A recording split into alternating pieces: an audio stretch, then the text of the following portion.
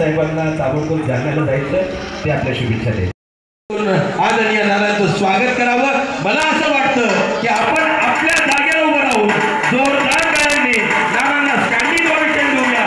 सगळेजण उभं राहून दोन्ही हात उंचे करून जोरदार टाळ्यांचा